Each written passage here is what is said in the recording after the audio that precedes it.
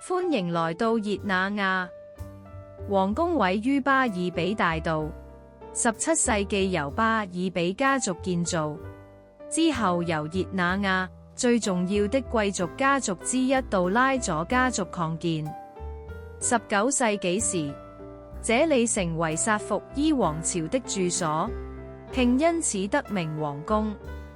漫步於宮殿華麗的大廳中，可以欣賞壁畫、灰泥裝飾、原始家具和珍貴藝術品，感受數百年的歷史。受凡爾賽宮啟發的鏡廳，是整座建築中最令人驚嘆的空間之一。宮殿船通往一座優雅的空中花園，從那裡可以欣賞港口和城市的壯麗景色。